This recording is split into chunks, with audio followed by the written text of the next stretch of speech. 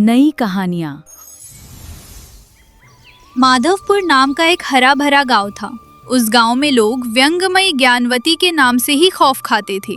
वो जब भी अपना मुंह खोलती तो हास्य के फूल तो खिलते, पर सामने वाले को उसकी चुभन भी महसूस होती थी।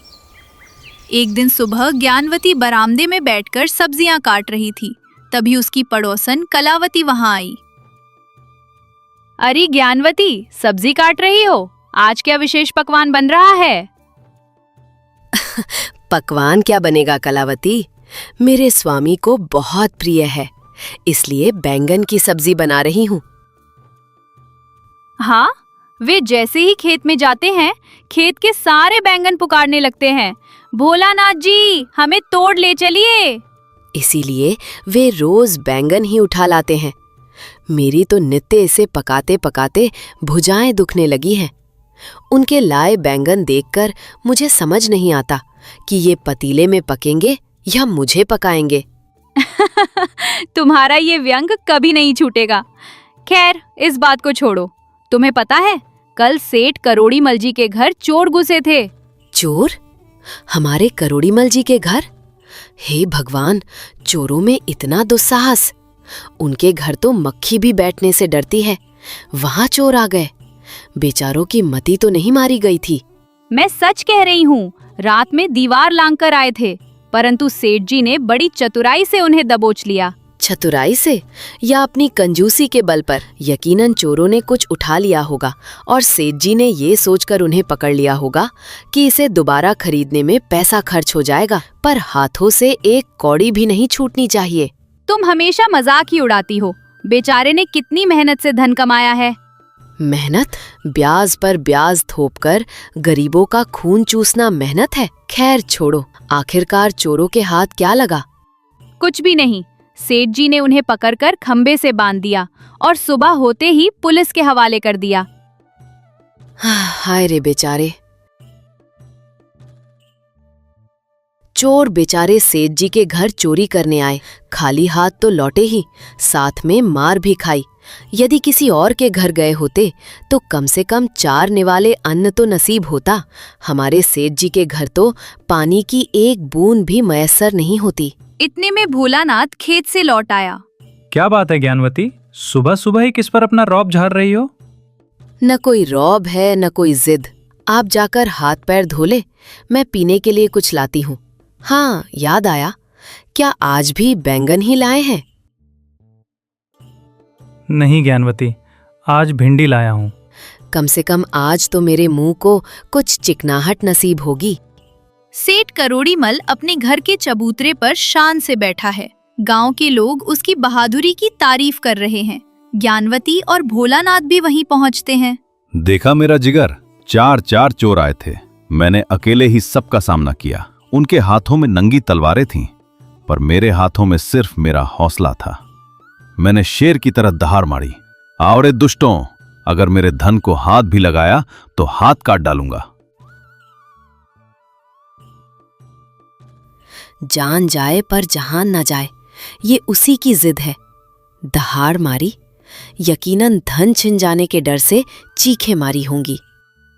चुप रहो, सुन लेंगे तो आफत आएगी। ओहो, ज्ञानवती जी आई हैं। आइए आइए, सुना आपने मेरा पराक्रम? सुना करोड़ीमल जी, अद्भुत। सचमुच चोरों का आपके घर आना ही दुनिया का सबसे बड़ा पराक्रम है। क्या वे नहीं जानते थे कि आपके घर में तो चूहे भी उपवास रखते हैं? ये कैसा मजाक है? मेरे घर में धन दौलत की कोई कमी नहीं है, इसीलिए तो वे आए थे। मेरी तिजोरी देखकर उनकी आंखें फटी की फटी रह गईं। ये तो सच है, परंतु वे आपकी ताकत से नहीं, आपके घर के वास्तु दोष के कारण पकड़े गए। वास्तु? वो कैसा वास्तु? आपके घर के दरवाजे कितने संकरे और छोटे हैं, क्या आपको नहीं पता? अंदर घुसना तो आसान है, पर कोई पोटली लेकर बाहर निकलना नामुमकिन है। आपके घर से तो हवा भी बाहर नहीं निकल पाती। फिर चोर बेचारे कैसे भागते? वे पोटलियों के साथ वहीं फंस गए होंगे, इसलिए आप उन्हें पकड़ पाए। वहां मौजूद लोग ठहाका मारकर हंस पड़ते हैं। ज्ञानवती, तुम्हारी जुबान की कोई सीमा नहीं है। मेरे घर के वास्तु के बारे में तुम क्या जानती हो? ये हमारे पुरखों की हवेली है। इसीलिए शायद। जब चोर को अपने पकड़ ही लिया तो तब आपको पूरे गांव को मिठाई खिलाना होगा। मिठाई? किस खुशी में? आपकी जान और माल दोनों बच गए इस खुशी में। इतनी बड़ी जंग जो जीती है आपने। हाँ, जरूर खिलाऊंगा। कोई शुभ मुहूर्त देखकर करवाऊंगा, अभी नहीं। वो मुहूर्त भगवान जाने कब आएगा।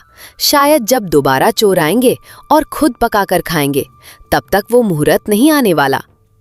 शाम के समय गांव के मंदिर में आरती हो रही है। पंडित विद्याधर आरती कर रहे हैं।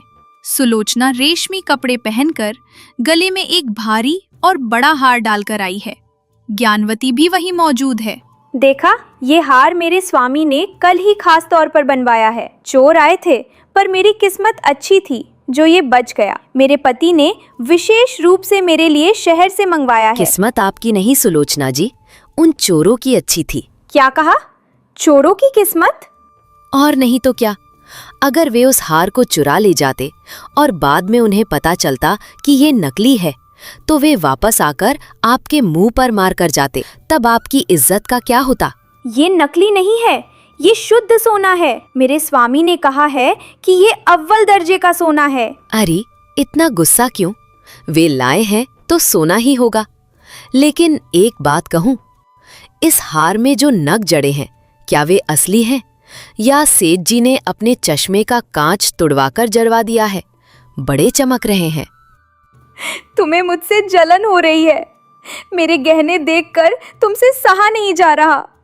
पंडित जी, जल्दी आरती दीजिए। शांत हो जाओ सुलोचना। ज्ञानवती की जुबान ही ऐसी है, पर उसके दिल में कोई खोट नहीं है। ज्ञानवती, तुम भी थोड़ा अपनी जुबान पर लगाम रखो। भगवान के दरबार में भक्ति होनी चाहिए, युक्ति नहीं। पंडित जी, भक्ति का मतलब सिर्फ आंखें मूंदना नहीं, बल्कि आंखें खोलकर दुनिया को देखना भी है। भगवान ने हमें मुंह सच बोलने के लिए ही दिया है ना। सुलोचना जी के गले में जो है, मुझे शक है कि वो लक्ष्मी देवी नहीं। सत्य सही है, पर वो ऐसा नहीं होना चाहिए जो दूसरों को ठेस पहुंचाए। बिना मिर्च का सच और बिना तीखेपन की सब्जी एक बराबर है पंडित जी। रात में खाना खाते समय भोलानाथ ने ज्ञानवती को समझाया। ज्ञानवती, आज मंदिर में तुमने सुलोचना जी को इतने कड़वे वचन क्यों कहे? वे जरूरत पड़ने पर हमें कर्ज देने वाले लोग हैं, उनसे दुश्मनी क्यों मोल लेनी? कर्ज दिया है तो क्या उनके झूठ और दिखावे को भी सहती रहूं? उनके गले में जो हार था वो सचमुच नकली था, ये बात मुझे अच्छी तरह पता है। कल ही उन्होंने बाजार से उसे 10 रुपयों में खरीदा था। तुम्हें कैसे पता चला कि वो नकली है? परसों ही सेठ करोड़ीमल मेरे पास आए थे और पूछ रहे थे, ज्ञानवती, कम दाम में चमकने वाले गहने कहाँ मिलेंगे? मेरी पत्नी की जिद मुझसे झेली नहीं जा रही और असली सोना खरीदने के नाम से ही मेरी जान सूख रही है। मैंने ही उन्हें बाजार की वो दुकान दिखाई थी। ओहो, तो ये माजरा है। इसका मतलब सेठ जी ने अपनी पत्नी को ही ठग लिया। ठगा नहीं, बचत की है, कंजूस की बचत। कल जब उसे सच्चाई पता चलेगी तब असली तमाशा शुरू होगा। कल देखना, मैं सेठ जी को कैसा आईना दिखाती हूँ। सुबह सुबह सेठ करोड़ीमल के घर में भारी हंगामा मचा हुआ है। सुलोचना रो रो कर आसमान सिर पर उठा रही है, तो उसने वो हार एक सुनार को दिखाया। सुनार ने साफ कह दिया कि ये तांबे की माला है। मेरे साथ ऐसा छल? ये नकली हार है। पूरे गांव के सामने मेरा तमाशा बनवा दिया। 10 रुपए की माला को हजारों की बताकर मेरे गले में डाल दिया। अरे धीरे बोलो, इज्जत मिट्टी में मिल जाएगी। सोने का भाव आसमान छू रहा है, इसलिए मैंने ये तरकीब निकाली। वैसे भी दिखने में तो सोने जैसा ही है ना। दिखने से क्या होता है? ज्ञानवती ने कल मंदिर में सबके सामने मेरी नाक काट दी। उसे कैसे पता चला? आपने ही उसे बताया था ना। उसी दायन ने तो मुझे वो दुकान दिखाई थी। उसी ने दिखाई थी? इसका मतलब आप दोनों ने मिलकर मुझे बेवकूफ बनाया। इतने में ज्ञानवती वहां आ पहुंची। उसके चेहरे पर एक शरारती मुस्कान थी। क्या बात है सुलोचना जी, सुबह सुबह ही रामायण शुरू कर दी। तुम ही इस सब की जड़ हो। मुझे नकली गहने दिलवाकर मेरा मजाक उड़ाती हो। मैंने कोई खेल नहीं रचा देवी। आपके पति ने मदद मांगी तो मैंने कर दी। मेरी पत्नी को सोने का लालच है, पर मेरी जेब खाली है।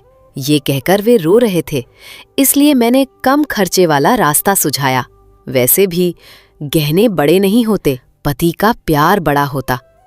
ज्ञानवती, तुमने तो मेरा घर ही उजाड़ दिया। असली राज क्यों खोल दिया? सच कभी छिपता नहीं करोड़ीमल जी। जो हरकत आपने की है उसका भंडाफोड़ आज नहीं तो कल होना ही था। फिर भी अगर अपनी पत्नी से सच्चा प्रेम है तो असली सोना खरीदिए। चोर आने का ढोंग रचकर पत्नी को धोखा देना ठीक नहीं है। मुझसे गलती हो गई। अपनी कंजूसी के चक्कर में मैंने अपनी पत्नी का दिल दुखाया। सुलोचना, मुझे माफ कर दो। कल ही जाकर मैं तुम्हारे लिए सोने का असली हार बनवाऊंगा। सच कह रहे हैं? फिर से उसी बाजार से तो नहीं लाएंगे? नहीं, इस बार एक भरोसेमंद सुनार से ही बनवाऊंगा। देखा, मेरे तानों की वजह से ही सही, एक अच्छा काम तो हुआ। सेठ जी की जेब से पैसा बाहर निकल रहा है। ये कोई मामूली बात नहीं है। शाम के समय सभी लोग गांव की चौपाल पर इकट्ठा हुए। करोड़ीमल और सुलोचना बेहद खुश दिख रहे हैं। भोलानाथ और ज्ञानवती भी वहां मौजूद हैं। सुलोचना के गले में नया सोने का हार चमक रहा है। क्या बात है करोड़ीमल, आज तुम्हारा चेहरा बड़ा चमक रहा है। सच है मुखिया जी, ज्ञानवती के तानों ने मेरी आंखें खोल दी। धन दौलत से बढ़कर रिश्ते होते हैं, ये मुझे समझ आ गया। मैंने अपनी पत्नी के लिए नए गहने बनवाए हैं और अपनी कंजूसी को थोड़ा कम कर दिया है। अहो भाग्य, सेठ जी सुधर गए। इसका मतलब अब इस गांव में कभी अकाल नहीं पड़ेगा और बारिश भी अच्छी होगी। लेकिन सेठ जी, उस पुराने नकली हार का क्या किया? फिर किसी को टोपी पहना दी क्या? नहीं ज्ञानवती, मैंने उसे मंदिर की दान पेटी में डाल दिया, भगवान के चरणों में भेंट समझकर। हे भगवान, भगवान को भी नहीं छोड़ा। वो हार देखकर तो भगवान भी हंसेंगे और कहेंगे, ये क्या, मेरे भक्त इतने महाकंजूस हैं कि मुझे भी नकली चढ़ावा चढ़ा रहे हैं। खैर, भगवान को सोने की भूख नहीं है, सच्ची भक्ति ही काफी है। सभी लोग जोर से ठहाका मारकर हंस पड़ते हैं। तुम्हारा ये कटाक्ष कभी बंद नहीं होगा, परंतु तुम्हारे तानों में भी एक कड़वा सच और सबका भला छिपा होता है, इसीलिए तुम सबको प्यारी हो। ज्ञानवती ने मंद मुस्कान के साथ सबको प्रणाम किया। उसका व्यंग उस गांव का एक अनमोल आभूषण बन गया था।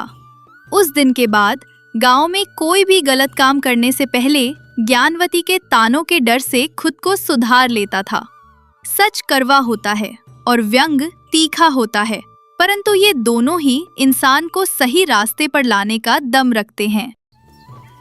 गोदावरी जिले में कपिलेश्वरपुरम नाम का एक गांव है। उस गांव में सूर्यम नाम का एक सीधा सादा किसान रहता था। उसे कोई छल कपट नहीं आता था। सामने वाला जो भी कहता वो आंख मूंद कर विश्वास कर लेता था। लेकिन उसकी पत्नी लक्ष्मी बहुत समझदार और हाजिर जवाब थी। एक दिन शाम को सूर्यम खेत से घर आया। उसका चेहरा उतरा हुआ था, आंखों में आंसू थे और वो उदास होकर चबूतरे पर बैठ गया। रसोई घर से लक्ष्मी बाहर आई। अजी, सुनते हो? क्या हुआ? आज इतने उदास क्यों हैं? खेत में सब ठीक तो है ना? आप इस तरह से रो क्यों रहे हो? क्या बात है जी? खेत में सब ठीक है लक्ष्मी, लेकिन मेरी जिंदगी बर्बाद हो गई। हमारी सारी जीवन भर की कमाई मिट्टी में मिल गई। कमाई मिट्टी में मिल गई? मतलब साफ साफ बताइए। हमारी बेटी की शादी के लिए बचाए हुए 500 वरा कहाँ गए? अलमारी में सुरक्षित रखे थे ना? नहीं है लक्ष्मी, अलमारी में नहीं है। पिछले हफ्ते जब मैं बगल के गांव गया था तो घर में चोरी का डर लग रहा था, इसलिए मैंने वो पैसे ले जाकर गांव के साहूकार विश्वनाथम जी के पास रख दिए। विश्वनाथम जी के पास? उस बूढ़ी लोमड़ी के पास क्यों रखे?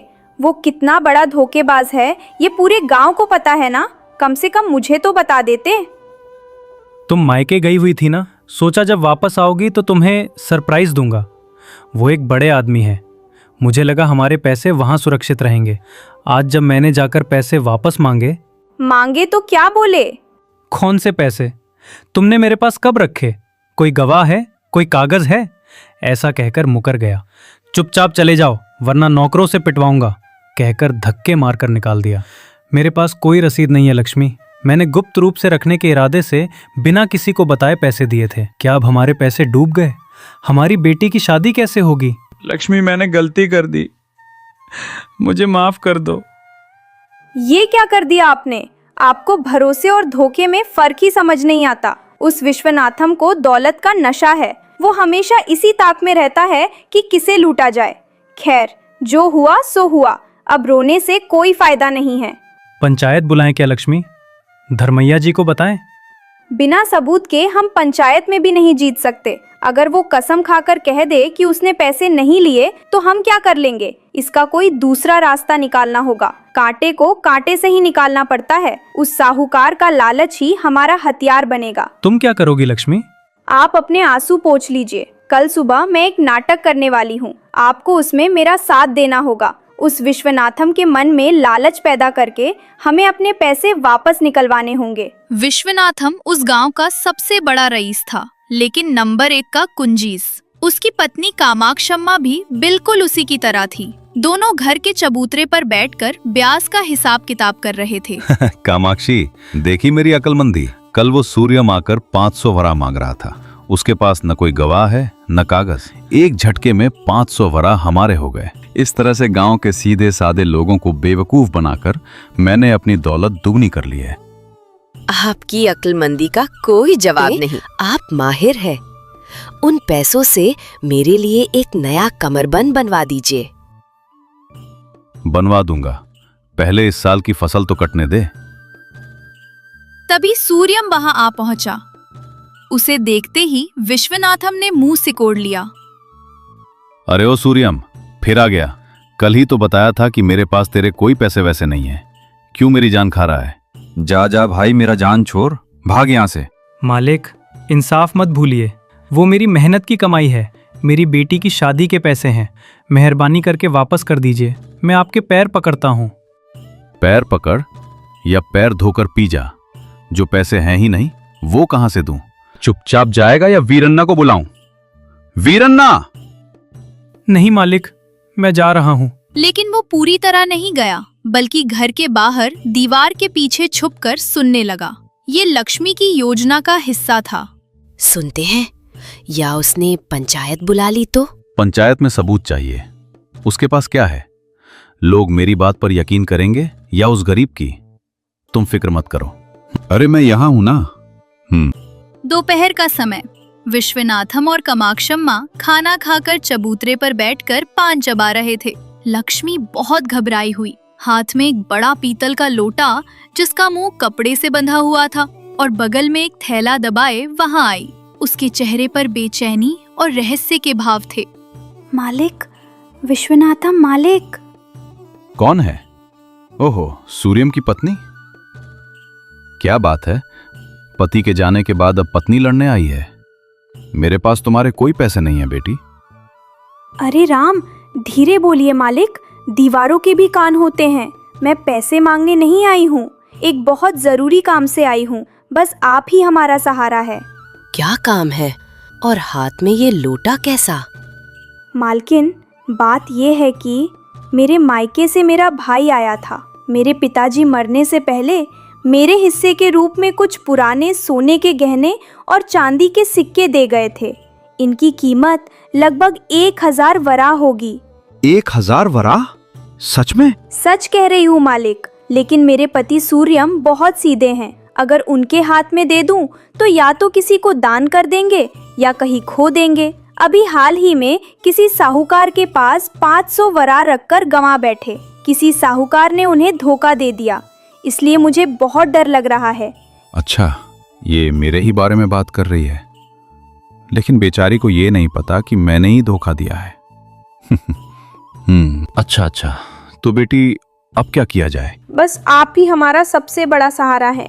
आपकी ईमानदारी के चर्चे पूरे गांव में हैं। मैं इस लोटे के गहने और थैले के पैसे आपके पास अमानत के रूप में रखने आई हूँ। 6 महीने बाद जब मेरी बेटी की शादी होगी तब ले जाऊंगी। जरा दिखाओ तो, इसमें क्या है? यहाँ बाहर नहीं मालकिन, इसे अंदर सुरक्षित रख दीजिए। लेकिन मुझे एक छोटा सा शक है मालिक। क्या शक है? बताओ बेटी, बिना झिझक के बताओ। मेरे पति कल किसी साहूकार के पास पैसे मांगने गए थे तो उसने मना कर दिया। गांव में लोग कह रहे हैं कि वो साहूकार आप ही हैं। अगर आपने भी मेरे पति के 500 वरा वापस नहीं किए तो मुझे डर है। अरे पगली, वो सब झूठ है। गांव वालों की फैलाई हुई अफवाहें हैं। कल तुम्हारा पति आया था, ये सच है, लेकिन मैंने ये नहीं कहा कि पैसे नहीं हैं। मैंने तो बस ये कहा था कि अभी खुले पैसे नहीं हैं, कल आना, बस इतनी सी बात है। अगर तुम चाहो तो मैं अभी उसे बुलवाकर तुम्हारे सामने ही पैसे दे दूंगा, अपनी ईमानदारी साबित करूंगा। सच में मालिक? तो फिर वो पैसे दिलवा दीजिए, मुझे तसल्ली हो जाएगी। तब मैं ये लोटा बेफिक्र होकर आपके हाथों में सौंप दूंगी। अभी 500 दूंगा तो 1000 के गहने हाथ लगेंगे। ऊपर से सूर्यम की पत्नी भी बेवकूफ लग रही है, बाद में इन गहनों को भी हड़प लूंगा। ठीक है, मैं अभी सूर्यम को बुलवाता हूँ। वीरन्ना, जा सूर्यम को बुला कर ला। थोड़ी देर बाद वीरन्ना जाकर सूर्यम को बुला लाया। सूर्यम हाथ बांधकर बेचारे की तरह खड़ा हो गया। क्यों रे सूर्यम, कल तू आकर पैसे मांग रहा था ना? मैंने कहा था कल दूंगा, और तूने पूरे गांव में ढिंडोरा पीट दिया कि साहूकार ने पैसे हड़प लिए। छी छी, यही तेरा तौर तरीका है? नहीं मालिक, आपने तो कहा था कि पैसे नहीं हैं, भाग जा। अरे वो तो मैंने तेरी परीक्षा लेने के लिए कहा था। तेरे पैसे मेरे पास से कहीं जा सकते हैं क्या? ये ले तेरे 500 वरा, गिन ले। विश्वनाथम ने अंदर जाकर पैसों की थैली लाकर सूर्यम के हाथ में रख दी। सूर्यम को यकीन ही नहीं हो रहा था। शुक्रिया मालिक, आप तो भगवान हैं मालिक। भगवान का लाख लाख शुक्र है, मेरा भरोसा कायम रहा मालिक। मैंने अपने पति की बातों में आकर आप पर शक किया, मुझे माफ कर दीजिए। कोई बात नहीं बेटी, व्यापार में ये सब तो चलता रहता है। चलो अब वो लोटा मुझे दे दो, मैं उसे अंदर सुरक्षित रख दूंगा। जी देती हूँ मालिक, लेकिन एक छोटी सी बात है, इस लोटे में क्या है ये तो आपको दिखाना ही होगा ना, वरना कल को आप कह देंगे कि मैंने तो पत्थर रखे थे, तो हमारी बहुत बदनामी होगी। हाँ हाँ, दिखाओ। लक्ष्मी ने लोटे के मुंह पर बंधा कपड़ा धीरे से खोला। विश्वनाथम और कामाक्षम्मा ने आंखें फाड़ फाड़ कर बेताबी से अंदर झांका। ये क्या है? इसमें तो पत्थर हैं। हाँ, वो लोटा नदी किनारे के छोटे छोटे कंकड़ों से भरा हुआ था। न कोई गहने, न कोई सिक्के। क्या बकवास है, हमें धोखा देती है, गहनों के नाम पर पत्थर लाई है। मैंने कोई धोखा नहीं दिया मालकिन, धोखा तो आप लोग देने वाले थे। मतलब कोई गहने वहने नहीं है? और जो मायके की बात बता रही थी? वो सब मेरा एक नाटक था मालिक। मेरे पति की शराफत का फायदा उठाकर आप हमारी खून पसीने की कमाई डकारना चाहते थे। अब जैसे ही मैंने 1000 के गहने देने का लालच दिया, आपने लालच में आकर हमारे 500 वरा वापस कर दिए। अरे ओ चालाक औरत, तेरी इतनी हिम्मत, मेरे ही घर में आकर मुझे बेवकूफ बनाएगी। वीरन्ना, पकड़ इसे और वो 500 वरा छीन ले। तभी घर के पीछे की दीवार के पास से गांव के मुखिया धर्मैया और सूर्यम के दोस्त सुब्बैया बाहर आए। वे काफी देर से वहीं छुपकर सब कुछ सुन रहे थे। बस कर विश्वनाथम, अब तेरे नाटक नहीं चलेंगे। तूने खुद अपने मुंह से कबूल किया है कि सूर्यम के पैसे तेरे पास थे। लालच में आकर पुराना कर्ज कबूल करके पैसे वापस भी कर दिए।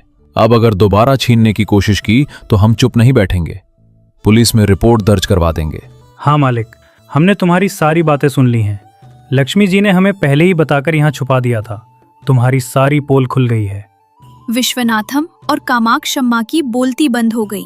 उन्हें समझ आ गया कि उनका लालच ही उनके गले की फांस बन गया।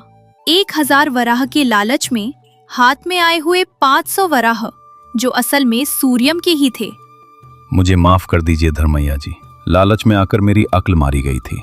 अब आगे से कभी ऐसा नहीं करूंगा। लक्ष्मी की समझदारी ने तुम्हें बचा लिया सूर्यम। आगे से कभी बिना सबूत के किसी को पैसे मत देना। मेरी पत्नी लक्ष्मी तो साक्षात लक्ष्मी का रूप है मालिक। अगर ये ना होती तो मैं आज सड़क पर आ गया होता। मुसीबत के समय घबराने के बजाय अगर हम अक्ल से काम लें तो बड़ी से बड़ी समस्या का हल निकल सकता है। सूर्यम और लक्ष्मी अपने पैसे लेकर खुशी खुशी घर लौट गए। विश्वनाथम ने उस दिन से अपनी धोखेबाजी की आदत छोड़ दी। गांव के लोग लक्ष्मी की समझदारी की मिसालें देने लगे। मुसीबत आने पर सूझबूझ से काम लेना चाहिए। लालच बुरी बला है।